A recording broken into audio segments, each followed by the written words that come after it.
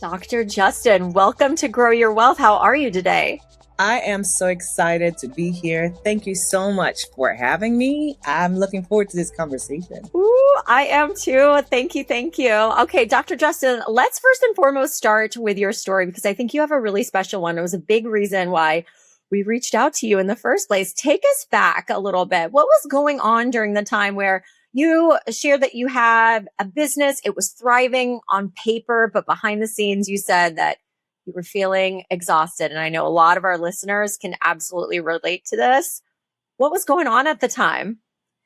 I have a private practice that I grew significantly.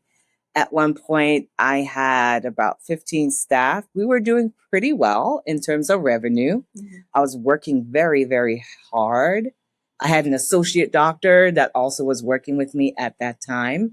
And there was just a lot going on. My practice looked really good on the surface, because when we meet colleagues and we talk about how we're doing and everybody talks about how's the practice and we all say the same thing, we're pretty busy and things are just moving along. And I think it creates some form of group psychology that this is how it's supposed to be. If I am successful, then my practice needs to be really large and I need to be busy and going all the time. But I'm also a mom. I have 3 sons. And at that time, they were much younger. They're a little bit older now. And 2 of them are on the spectrum. So that kept me pretty busy outside of the practice. I'm also married, so I have a husband and I have sisters and brothers, just to give you an idea of all the roles that I was playing. And my goal was to be successful so that it can look really, really good. But the toll on the inside was very, very hard. The practice looked good, but the structures were not really well built. I was kind of putting the cart before the horse, so to speak. And we were running pretty fast, growing pretty fast. But there was a lot of structure that I didn't do because I never took the time to actually build it properly. So it somewhat imploded because things were just growing too fast. And that was a very difficult time for us. And then I decided that there had to be another way to do this where I can grow a business that can actually give back to me. The biggest issue I was having, Rena, was that no matter how high the revenue got, my personal pay as a business owner just was not budging. There was always more payroll. There was always more vendor expenses. There was always some new equipment. There was always some more expenses that came. And it just seemed like I just kept running behind everything else. And it started to drain my time, my energy, and my profit. And I had lost somebody who was very important to me in my life. And I began to realize how valuable time is. I can regain my energy, right? You can take some time off. You can recharge. I can generate more profit if I learn how to do it right, but I will never get more time. And that was what really made me realize, okay, I'm not going to keep doing this. I don't want to follow the status quo. I don't want to be successful just so it looks good and I can brag about it. It feeds my ego, but then it's not really giving me what I really want, which is that internal wealth. And that's why I love your podcast. You talk about wealth, WELLTH, which I did not have at the time. So that's really where this story began, where I realized something needs to change. There's got to be a better way for me to do it. I know so many people can relate. I can relate. I'm getting like goosebumps because you're absolutely right, right? It on all of the on paper stuff is what we're essentially taught, or what, whether you went to business school or didn't go to business school, it seems like right? Revenue is the path to growth. And I know Absolutely. you've talked about revenue. It is important, but what do they say, right? Revenue is vanity and profit is sanity, right? I mean, I love that. yeah, it's such a dangerous it's a slippery slope, right? Because naturally it feels like when your revenue goes up, your profit should go up, but your expenses tend to go up as well too, right? Yeah. And for many high performing women, especially, we do assume that like burnout is just the cost of success, right? Like that's Absolutely. like you've got to burn out before, what is it? You've got to break down before your breakthrough. And it sounds like that's a little bit of what you were dealing with, which good for you, right? But now you're helping other high achieving women not follow in those exact same footsteps, right? Yeah. What were the signals for you, Dr. Justin, other than, obviously you had that turning point with losing a loved one, which I'm so sorry about, and just not seeing the bank account, the math is not mathing. What other signals do you share with your clients, just in terms of before it gets that bad, that we should be looking out for? When you create a business, it should give you three things fundamentally. Mm. You should get significance, you should make an impact, and you should have a profit. And I call it the sip. You need to have the sip. Otherwise, you're going to dry out. The sip. In my business, what was happening, because it was sucking me out, I was not feeling the significance. Now, I was making great impact. I help a lot of patients. I help a lot of people, but I was always behind. I realized my biggest issue was more of an identity, who I identified with. Who was I? A lot of us start businesses, and especially if you're like me, you're a healthcare provider. We come because we want to help people and want to make a difference. We want to save the world. We don't really understand our role as the CEO of the business. I didn't fully understand that as part of my identity. I understood my role as the healthcare provider. I knew what that was. I even had a good understanding of how to be a manager because I managed the business, the day-to-day operations. But I didn't really identify or really understood my role as CEO. What does that even mean? And that was part of my problem. So I think the biggest issue for me, and I see that with a lot of the healthcare providers I work with, is identity.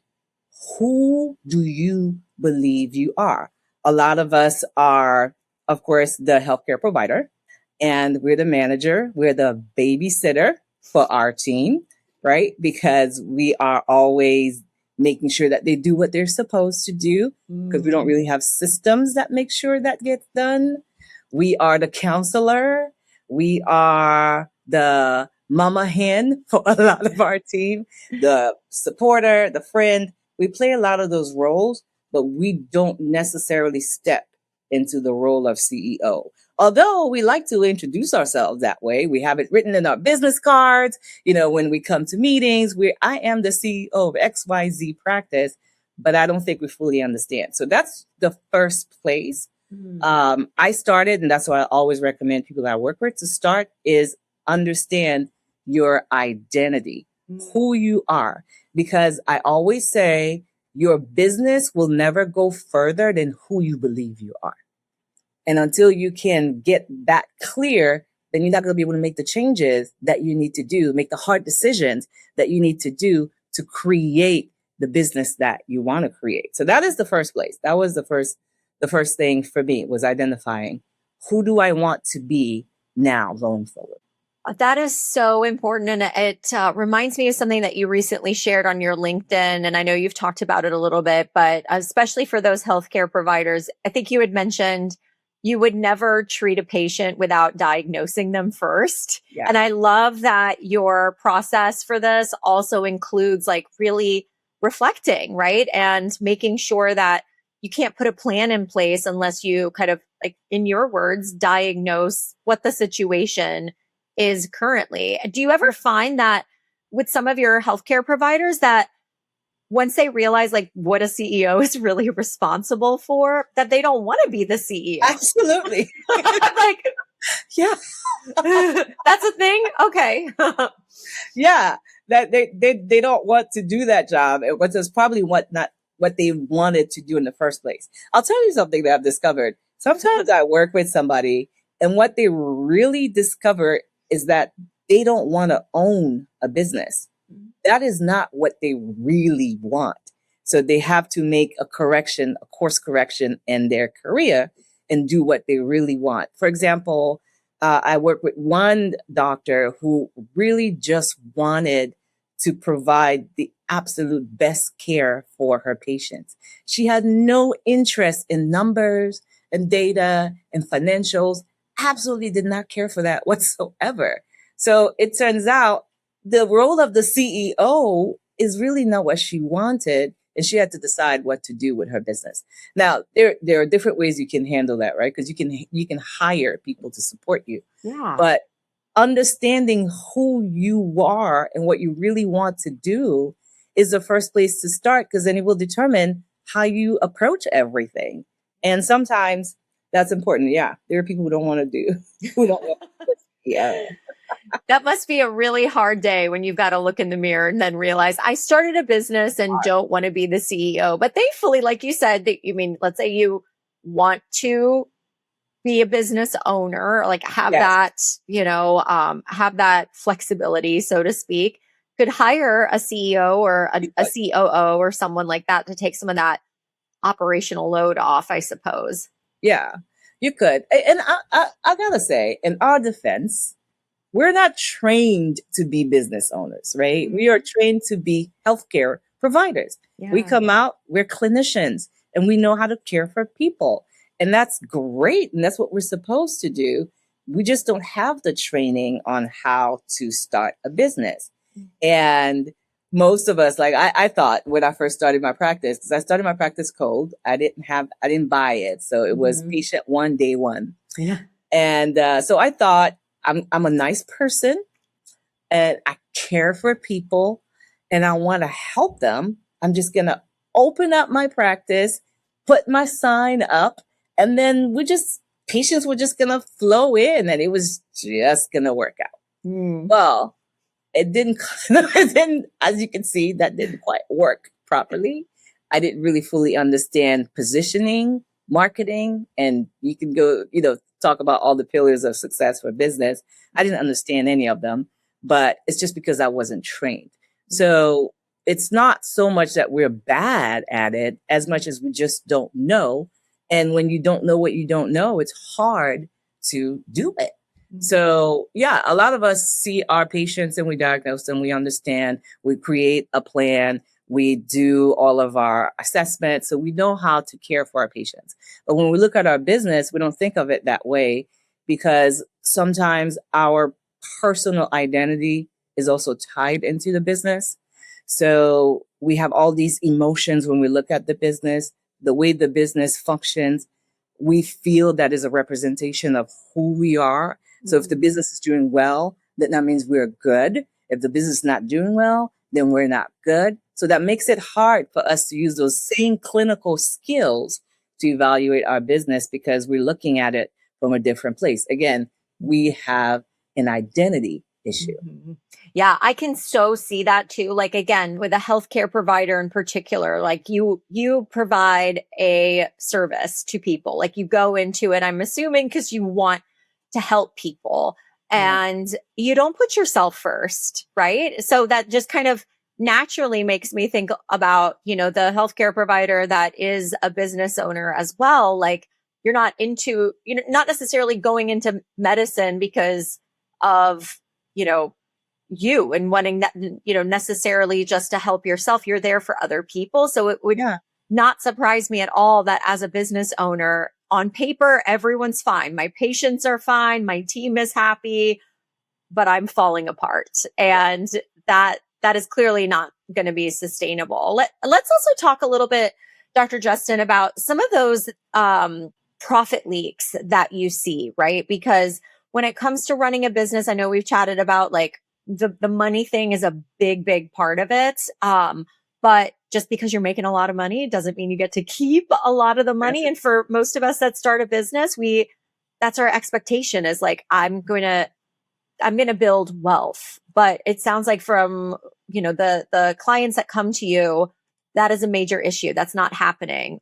Why isn't that happening? We're like I said, first is the identity. Then it's just the way we structured the business. A lot of times we're just going too fast. We think all we need to do is just keep making more money and eventually things will fall into place. Mm-hmm. And a lot of people I work with have built a pretty thriving practice. And that's what is weird about it. But we just don't have the structure because we don't start it properly. It's like you start growing a plant, but you don't build the plant properly, so it grows crooked.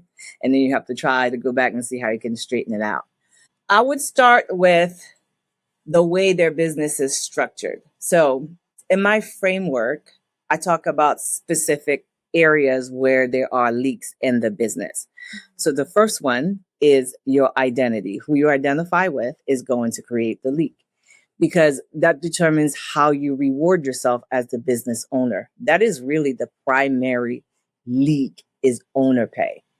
That in my framework, I have 30% allocation standard that I talk about that the owner should reward themselves with as the business owner. And that really is where it starts. If you put yourself last, it's going to be hard to control the other areas of your business. Mm-hmm. So we're really going to have to start with, how am I rewarding myself? Mm-hmm. And understand where you should be. And a lot of owners don't have any type of benchmark of what that amount should be. You have your business, you spend money, you don't know how to control the money, what the percent should be for the different areas. So that's one of the areas I help owners figure it out. So you start with your identity, you start understanding who you're supposed to be, you start understanding how to reward yourself as a business owner. So the owner pay is the first area of a leak in the business. The next one has got to be payroll. What I find is that if you don't really have a good structure for your business, understanding what exactly it is you want to do, you tend to overhire in the business. So you have 2-3 people answering the phone, or you get very busy because you have more patients. Then your staff start saying, it's too busy, we need more help, we can't do this. Then you hire another person. Because you don't really fully have a good structure, you overhire. And then payroll eats up a lot of your profits. Another area that I find that leaks happen is general office expenses. Those are your subscriptions. Those are your the supplies and things that we just buy in the business that are not necessarily controlled. Those are the ones you don't really have time to control because you're too busy with seeing the patients, with all the day-to-day operations. So that is another area that I see a lot of leaks. Another one that I think about a lot is what I call CEO time. So understanding your role as CEO helps you figure out how to spend time in your CEO role. We spend a lot of our time as the provider because we see patients. If you're like me and you are in the clinic, you see patients as well. If you're non-clinical, that's completely different. But a lot of us spend our time as the provider. We don't have time to spend as CEO. So if you don't know your role, your identity, you don't spend the time as the CEO to do the vision casting, to look at the business from a bird's eye view and understand what do I need, what I don't need. It's hard to fix those areas where things are leaking. So it can be just a lot of chaos happening. And sometimes I call it like a chaos tax that tends to happen in your business, where you just have so much going on and it can feel so overwhelming. And you just think, one day I'll just have the time and I'll just sit, I'll be able to fix it. And it just keeps costing you a lot of money.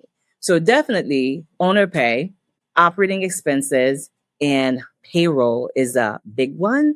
And CEO time is definitely an area that I think a lot of owners need to work on. Hi, friends. I want to tell you about our new and improved Authority Accelerator from Factor PR called RealFluence. Realfluence is the only membership that helps beauty and wellness founders grow their reputation and authority to attract new customers without endless discounting, advertising, or going viral. Inside, you'll learn how to get recognized for your product or your expertise, partner with other founders, and become the name people trust and talk about, all with the guidance and community to support you every step of the way. Remember, you can't buy authority. You have to earn it. And Realfluence is here to help. Visit therealfluence.com to get started. Amen. And I know that you've got a scorecard on your website too. We'll link in the show notes if anyone is curious where there might be profit leaking in their business too. So thank you for sharing that, Dr. Justin. We'll put it in the show notes in case anyone is curious about that. And it can be so sneaky, can't it? Just in terms of some of these profit leaks, like where you're just like, oh yes, of course, we are bringing in more clients or more patients. Of course we need more staff, right? I mean, it just seems like that's the natural and logical thing to do. Isn't that how you grow a business? But it sounds like with you, I love that you talked a lot about structure, because that I feel like also lends itself really well when you have a structure. You know your thresholds as well, right? Like you know when, okay, no, actually, yes, on paper it feels like it's a capacity issue, but maybe it's actually a systems issue versus,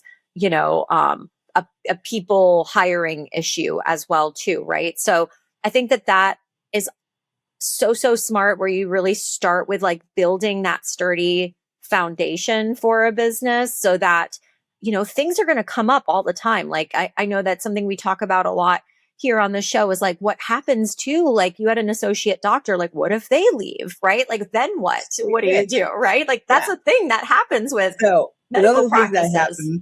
One of the things that happened is I had the one employee, a lot of us providers fall into this, and they knew everything about the practice.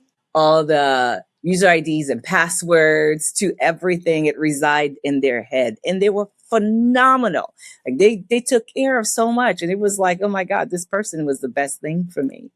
And then one day they had to move because of family reason. It wasn't something bad. It's just that they could not be there anymore.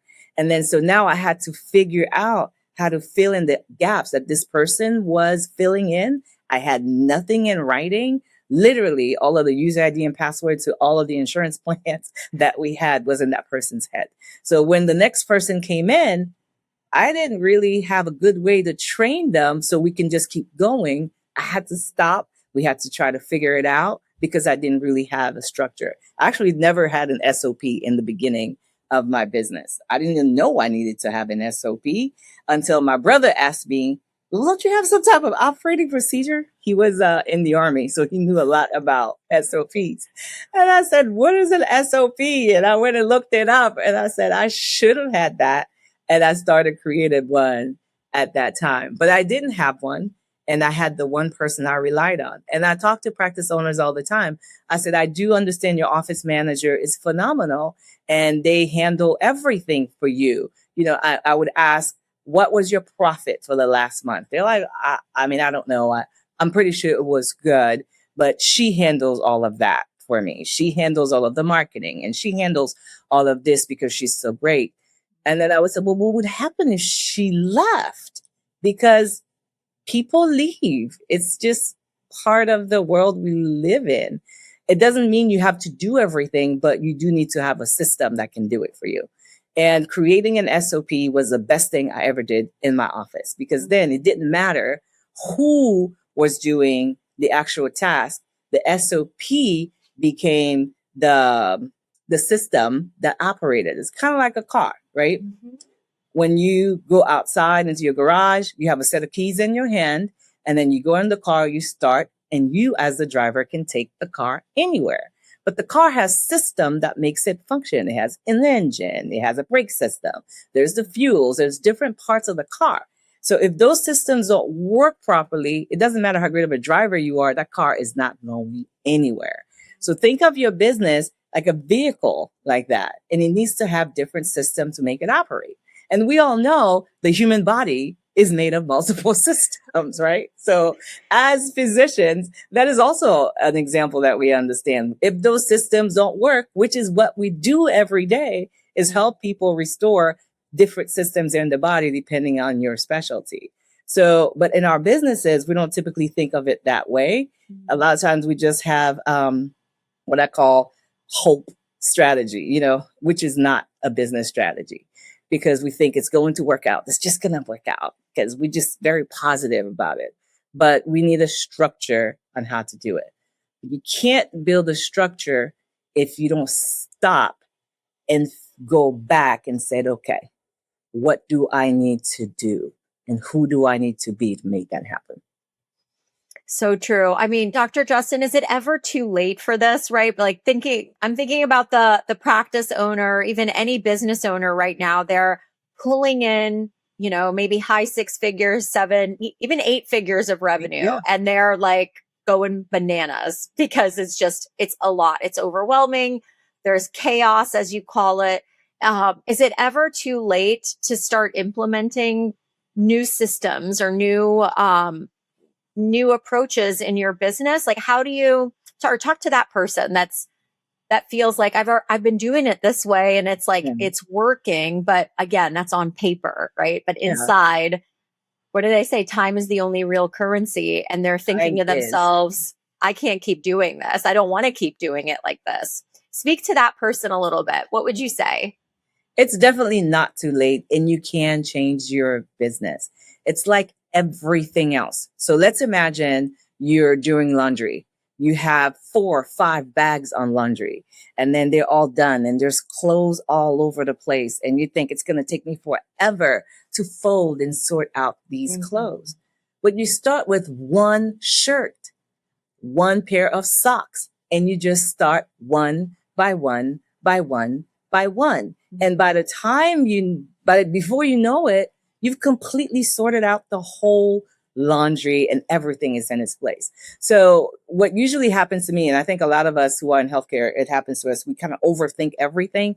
And then we get analysis paralysis. We start trying to fix everything at the same time. You can't fix everything, but you can start with just one thing. For example, it could be, from now on, everybody who answers the phone in my practice is going to have the same greeting. We start with just the one thing. I create one greeting, and that is going to be what we all say when we answer the phone. Or it could be every Monday from 9 to 10, I'm going to spend CEO time. I'm not going to do charting. I'm not going to answer emails. I'm going to just spend time to look at my business. So it's just one baby step. That's all you have to do. It's like losing weight. It starts with 1 pound. So if you're feeling overwhelmed and you're feeling that there's just way too much, I do want you to hear me that you can do it. You just got to start with one thing. You just don't try to fix it all at the same time. But if you do one thing consistently, then it becomes 2 things. Then it becomes 3 things. Before you know it, you've created a completely new business that you absolutely love to come into every day. And that is rewarding you the way you deserve to be rewarded. Oh, I love that so much. That's something that I have even implemented in my business. I've talked a little bit about here too, is, I really believe that your calendar reflects your priorities. And I've actually put scheduled time, do not touch this time. This is I look at my numbers. I look, are our systems working, everything. It's when I get to work on the business versus in the business. And you got to keep that time sacred, right? And it's to your point, it's not it's not a retreat, it's just an hour or 2 a week. Start somewhere is better than nothing. So I absolutely love that. What I find, Rena, is when you build a business, it comes from your heart. So there's a lot of your identity as a person in the business. A lot of the doctors I've worked with sometimes are afraid to look at the numbers, to look under the hood, so to speak, of their business, because they're afraid it's going to say that they're not quite good enough. And that is sometimes the hindrance that is stopping people from taking that CEO time. Yeah. When you're busy, you don't have to think about it. You just keep going. You just keep going. You got to see the next patient, and you just got to keep adding the next specialty. You just keep going. And when you stop to look in the business, kind of look in the mirror a little bit, and it can make you feel bad about yourself. And what I generally tell doctors and healthcare business owners in that situation is that it's just like when you have a patient and then you run the test.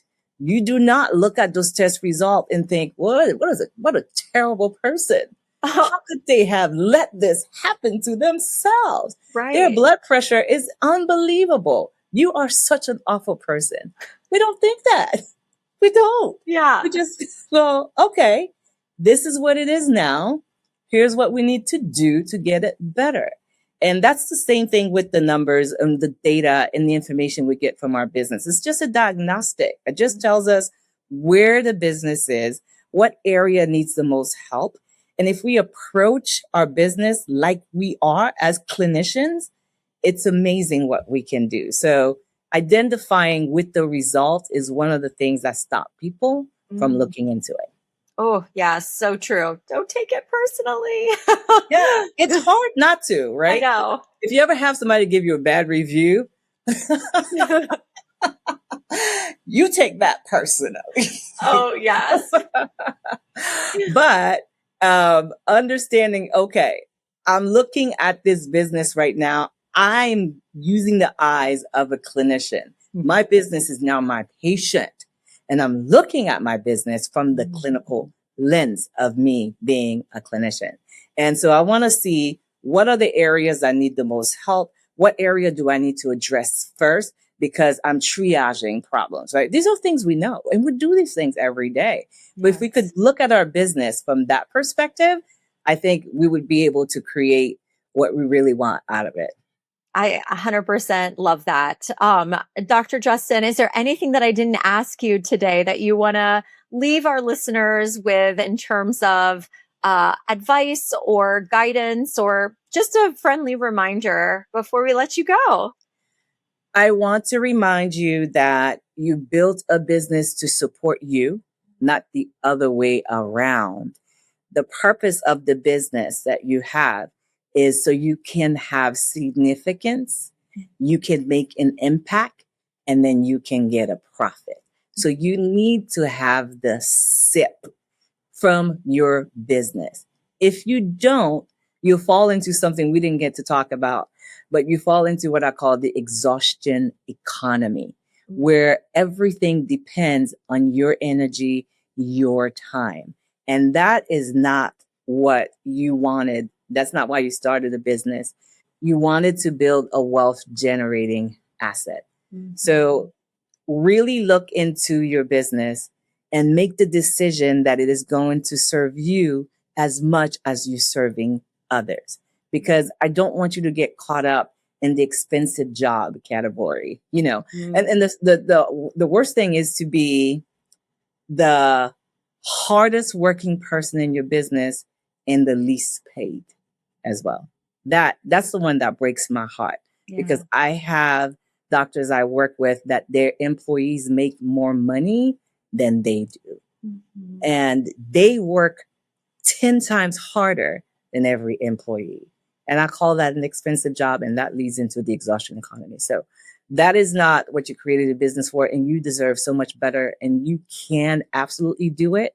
You just got to start with the one thing at a time. So be the clinician and look at your business as your patient and start looking for your patient. What is that first thing that's going to help your patient function to their full capacity? I love that. That is so, so important. And I hope everyone heard that. And if you're interested in learning more about Dr. Justin's method and her Profit Leak scorecard, all of that good stuff, where can people connect with you? They can go to drlorettajustin.com. It's DR, and Lauretta is spelled with L-A-U, not L-O-R. So it's L-A-U-R-E-T-T-A, and Justin, like the first name. So I kind of have two first names. That's amazing. drlorettajustin.com. You can find out. You can connect with me that way. Fantastic. We'll have those links in the show notes. Dr. Justin, it was such an honor. Thank you so much for sharing your wisdom today.